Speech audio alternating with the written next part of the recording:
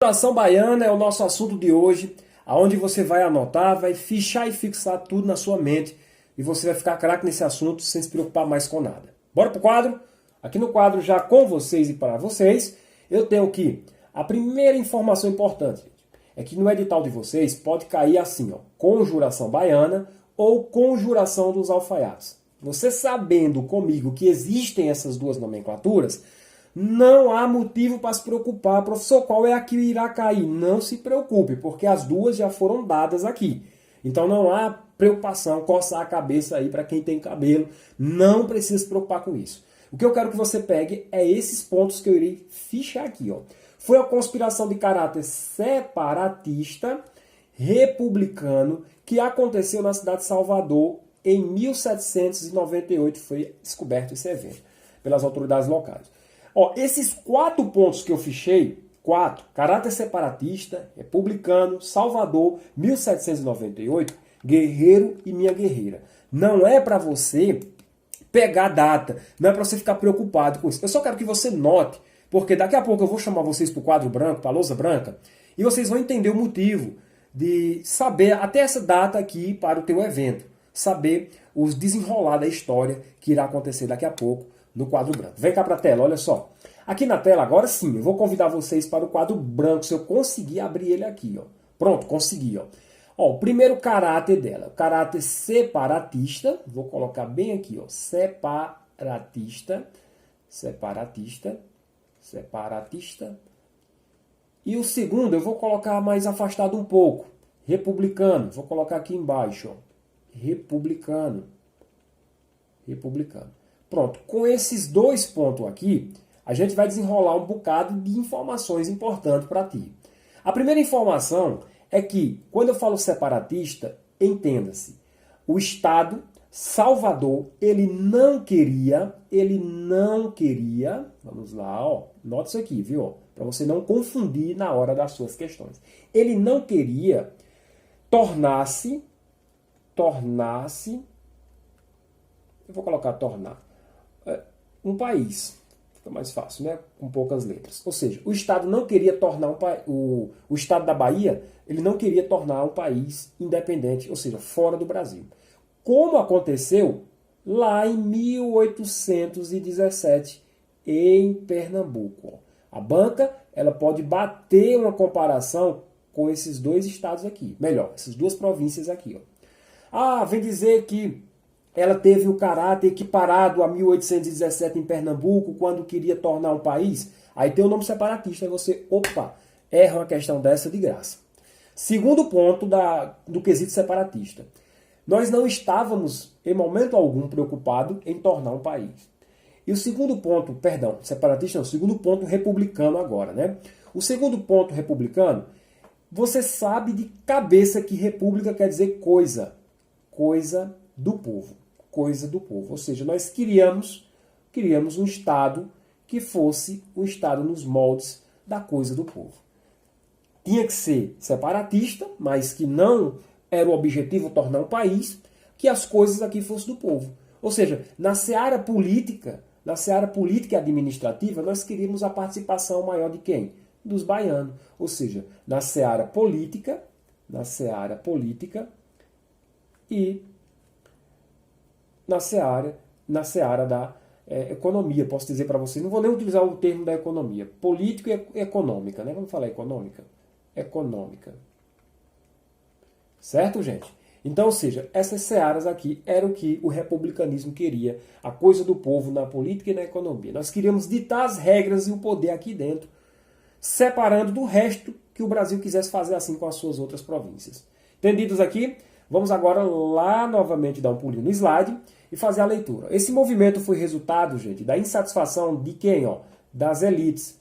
Ah, professor, quer dizer que a conjuração baiana foi o movimento da elite? Pronto, acabei de dizer para você. Isso quer dizer, professor, então, que os pobres, bem aqui, ó, já embaixo colocando para vocês, os pobres, aí você pega um xizão aqui e passa por cima. Ó. Os pobres não participaram? Opa, errado. Não é bem assim. Daqui a pouco vocês vão ver que tem a participação do povão. Sendo da elite, não quer dizer que os pobres não estavam no meio. Muita atenção para não errar essa questão.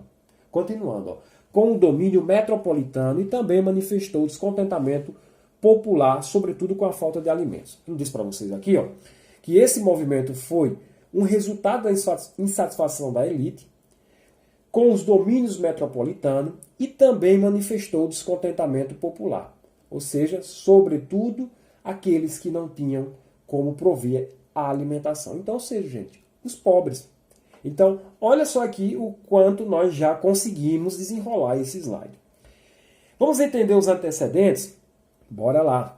A Conjuração Baiana ela foi resultado da insatisfação de quem? Novamente, da elite com o governo metropolitano que prejudicava as atividades econômicas. Por isso lá eu coloquei para vocês político-econômicas dessa classe. Além disso, na cidade de Salvador, no final do século XVIII, a fome era um problema que afetava a qualidade de vida de todos. A falta de alimento, de todos aqui, lógico, tá, gente? Não da elite. Apesar que a elite também sofria porque os pobres não tinham, os pobres não estavam produzindo. Isso refletia lá, mas aqui era o problema da pobreza mesmo, viu?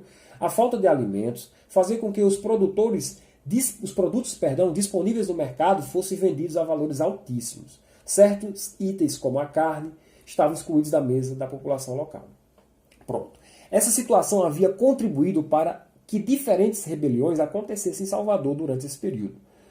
Então, gente, novamente apontando para vocês, foi um problema que a elite encabeçou e a população assim apoiou também. Por conta de quê? Por conta da alimentação que estava precária para a população nesse momento. Ó, a Conjuração Baiana, assim como a Inconfidência Mineira, aqui ele faz uma comparação, ó, assim como a Inconfidência Mineira, também teve inspiração nos ideais iluministas, você vai notar isso para mim, que eram propagados naquele período. Opa, quer dizer que a Conjuração Baiana pode cair na minha prova lá, sendo comparada com a Inconfidência Mineira, professor, em tudo? Em tudo não. Eu fui bem prático aqui em afirmar para você que a Conjuração Baiana, assim como a mineira, teve inspiração iluministas. Calma, não vai generalizar. O problema de errar essas questões é na generalização. Durante o processo de investigação desse movimento pelas autoridades, foram encontradas o que? Obras de autores iluministas em posse dos principais envolvidos.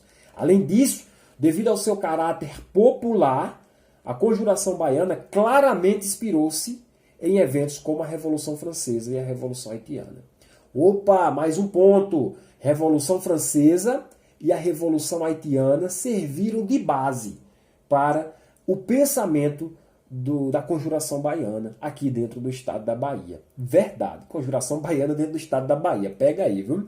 Vamos entender agora a conspiração. Conforme mencionado, a falta de alimentos e a inspiração dos ideais iluministas motivaram a população de Salvador a rebelar-se contra as autoridades metropolitanas. Diferentemente da Inconfidência Mineira, ó, agora eu vou te apontar também que lá em cima, assim como pode te induzir ao erro, agora eu vou dizer o que é que não se enquadra nesse assim como. Esse movimento teve grande adesão dos grupos da camada popular, sobretudo de negros livres, que atuavam como alfaiates, soldados, meeiros, entre outros. Tá vendo só a diferença da mineira aqui, ó? Diferentemente da Inconfidência Mineira, esse movimento, ou seja, a Conjuração Baiana, teve grande adesão dos grupos de camada popular, sobretudo negros, que atuavam como alfaiates, por isso também é chamada aí de Conjuração dos Alfaiates. Soldados meeiros. Só que são meeiros, aqueles que trabalham metade por metade. O movimento também contou com membros da elite local, como Cipriano Barata, um destacado revolucionário que atuou em diferentes movimentos da época. Essa elite, principalmente por causa dos acontecimentos que transcorreram em São Domingos, no atual Haiti. Então, ou seja, nós nos baseamos, a nossa Conjuração Baiana, no Haiti também. Como eu disse agora há pouco, na Revolução Francesa também. Então, o medo era que temia-se o surgimento de rebeliões realizadas por negros. Assim, essa classe defendia em geral seus interesses econômicos e de classe, em detrimento dos interesses do povo. Então, em um dado momento, esses negros começaram a ser forte na história do Brasil. Por quê? O Haiti, com a revolução de lá, aqui nós estávamos vendo o que poderia acontecer. Os negros tomaram o poder, os negros tomaram o país. lá no Haiti. Aqui poderia acontecer a mesma coisa? Poderia. E existia um medo real. Então os conspiradores passaram então a reunir-se e a produzir panfletos, conhecidos à época como pasquins. Esses folhetos eram espalhados por diferentes pontos da cidade de Salvador e incitavam o popular a rebelar-se contra o domínio metropolitano. As causas defendidas pelos conspiradores podem ser resumidas da seguinte maneira. Slide importantíssimo. Vamos lá, professor, importante, vai notando. Defendia a proclamação da República Baiense, fim do trabalho escravo, implantação do livre comércio. Então, quando você pega o ponto 01, aqui, ó, que eu vou chamar esse de 01, e pega o ponto 02 aqui embaixo, você vai ver o que eu falei lá no slide inicial. Defender a proclamação da República Baiense era uma separação. Aqui está a separação, o ponto que eu queria que você pegasse lá no início. Quando eu digo implantação do livre comércio, aqui está a República. Aqui está a República. Continuando.